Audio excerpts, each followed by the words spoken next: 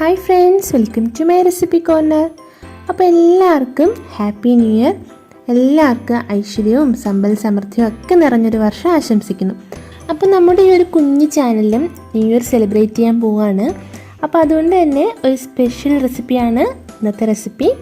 അപ്പോൾ ഇന്ന് നമ്മൾ ചെയ്യുന്നത് ഒരു സ്പെഷ്യൽ ഫ്രൈഡ് റൈസ് ആണേ. അപ്പോൾ ഇത് നമ്മുടെ റെസ്റ്റോറൻറ്റ് സ്റ്റൈൽ ഫ്രൈഡ് റൈസ് അല്ല കേട്ടോ. നമ്മുടെ നാട്ടിലൊക്കെ മിക്ക കല്യാണ വീടുകളിലും കാറ്ററിങ്ങിലും ഒക്കെ ഉപയോഗിക്കുന്ന ഫ്രൈഡ് റൈസ് ആണ്. അപ്പോൾ നല്ല ടേസ്റ്റാണ്. അപ്പോൾ നമുക്ക് എന്തായാലും അതൊന്ന് ചെയ്തു നോക്കാം.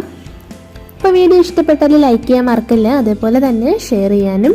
അപ്പോൾ ചാനൽ ഇതുവരെ സബ്സ്ക്രൈബ് ചെയ്യാത്തവരാണെങ്കിൽ പ്ലീസ് ഒന്നങ്ങ് സബ്സ്ക്രൈബ് കൂടി ചെയ്തേക്കണേ. അപ്പോൾ നമുക്ക് നേരെ വീഡിയോയിലോട്ട് പോകാം.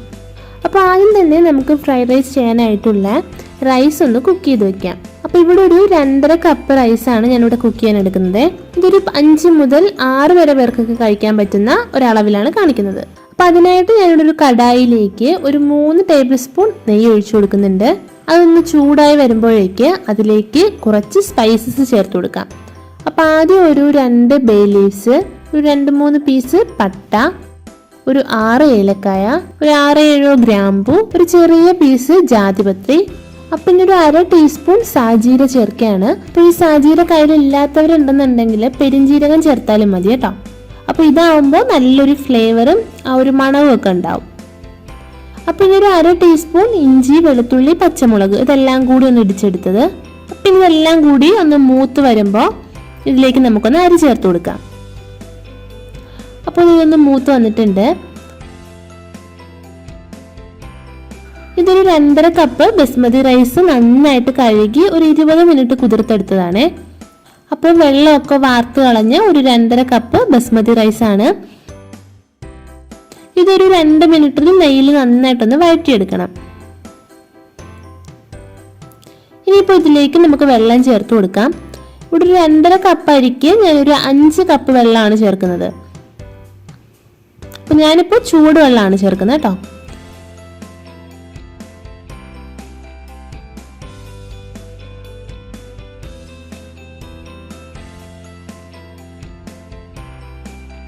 ഇനി ഇതൊന്ന് തിളയ്ക്കുമ്പോൾ ഒരു മീഡിയം ഫ്ലെയിമിലിട്ടൊന്ന് മൂടി വെച്ച് കുക്ക് ചെയ്തെടുക്കാം. അപ്പോൾ കുക്ക് ചെയ്യുമ്പോൾ ഒരു 85% ഒക്കെ ഒന്ന് കുക്കായാൽ മതിയേ, ഒരുപാട് അങ്ങ് കുക്കായി പോകരുത്. അപ്പോൾ ഇതിപ്പോൾ വെള്ളമൊക്കെ നന്നായിട്ട് വറ്റി റൈസ് നന്നായിട്ട് വെന്തിട്ടുണ്ട്. ഇപ്പോൾ ഇത് കണ്ടോ, കുഴഞ്ഞു പോയിട്ടില്ല. അപ്പോൾ ഒരുപാട് വെന്താൽ ഒന്ന് കുഴഞ്ഞു പോകാനുള്ളൊരു ചാൻസസ് ഒക്കെ ഉണ്ടാവും. ഇവിടെ ഇപ്പോൾ ഒട്ടും ഒട്ടിപ്പിടിച്ചിട്ടൊന്നുമില്ല. ഇനി ഒന്ന് തണുത്ത് വരട്ടെ.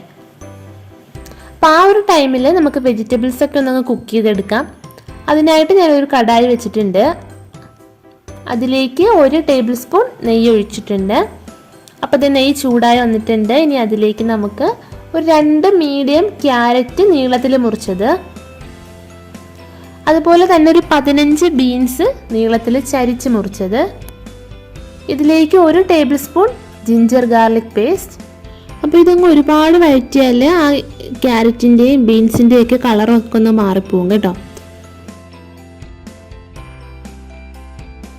അപ്പം അത്യാവശ്യം ഒന്ന് സോഫ്റ്റ് ആയിട്ട് വന്നാൽ മാത്രം മതി.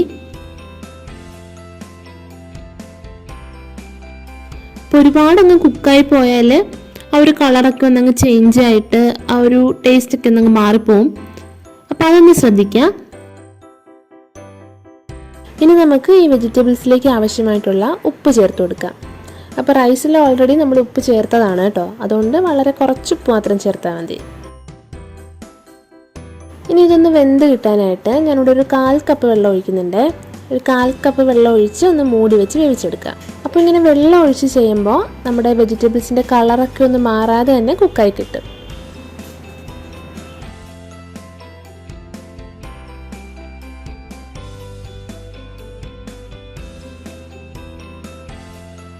ഇനി നമുക്കൊരു പകുതി ഭാഗം ഒന്നങ്ങ് മാറ്റി വെക്കണം. പകുതി ഇതിൽ തന്നെ വെച്ചിട്ടുണ്ട്. അപ്പം ഇനി ഇതൊന്ന് ദം ചെയ്യാൻ വേണ്ടിയിട്ടാണ് ഇതിൻ്റെ മുകളിൽ കുറച്ച് പൈനാപ്പിൾ ചെറുതായിട്ട് മുറിച്ചതൊന്ന് ചേർത്ത് കൊടുക്കണം. അപ്പോൾ പൈനാപ്പിൾ കയ്യിലില്ലാന്നുണ്ടെങ്കിൽ ആ ഒരു എസെൻസ് ചേർത്ത് കൊടുത്താലും മതി. അപ്പോൾ നിങ്ങൾ എസെൻസ് ആണ് ചേർക്കുന്നതുണ്ടെങ്കിൽ വളരെ കുറച്ച് മാത്രം ചേർക്കാൻ ശ്രദ്ധിക്കണേ. അപ്പോൾ 1-2 ഡ്രോപ്സ് ഒക്കെ മാത്രം മതിയാവും. പിന്നെ ഈ പൈനാപ്പിൾ ആവുമ്പോൾ ചോറിൻ്റെ ഇടയിലൊക്കെ ഒന്ന് കടിക്കാൻ കിട്ടുമ്പോൾ നല്ല ടേസ്റ്റി ആയിരിക്കും. അപ്പോൾ ഇനി കുറച്ച് സവാള പൊരിച്ചത്, ഇനി ഇതിന് മുകളിലേക്ക് നമുക്ക് ചോറ് ഇട്ട് കൊടുക്കാം.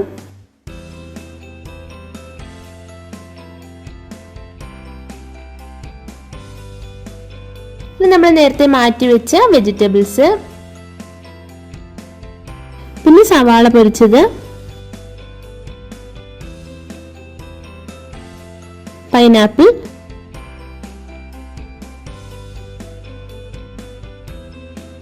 പിന്നെ അതിന് മുകളിൽ ചോറ്,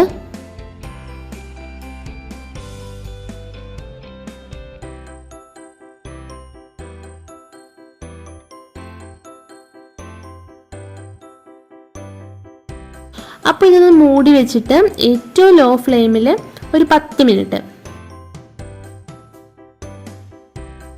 അപ്പോൾ ഇതിപ്പോൾ ഒരു 10 മിനിറ്റ് ആയിട്ടുണ്ട്. ഇത് നല്ല മണമൊക്കെ വരുന്നുണ്ട്. അപ്പോൾ നമ്മുടെ കല്യാണ വീടുകളിലൊക്കെ റിസപ്ഷനൊക്കെ പോകുമ്പോൾ ഉള്ള ഒരു സെയിം ഫ്രൈഡ് റൈസിൻ്റെ റെസിപ്പിയാണ്. അപ്പോൾ ഇതിൽ വേറെ ഒരു എസൻസും തന്നെ ചേർക്കേണ്ട ആവശ്യമില്ല കേട്ടോ. അപ്പോൾ നമ്മൾ tasty and yummy fried rice ഇവിടെ റെഡി ആയിട്ടുണ്ട്. അപ്പോൾ നിങ്ങൾ ഉറപ്പായിട്ട് ട്രൈ ചെയ്ത് നോക്കുക. അടിപൊളി ടേസ്റ്റാണ് കഴിക്കാനായിട്ട്.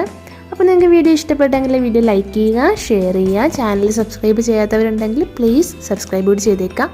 അപ്പോൾ ഇതുപോലൊരു ഈസി ആൻഡ് ടേസ്റ്റി റെസിപ്പി ആയിട്ട് നെക്സ്റ്റ് എപ്പിസോഡിൽ കാണാം. Till then take care and by.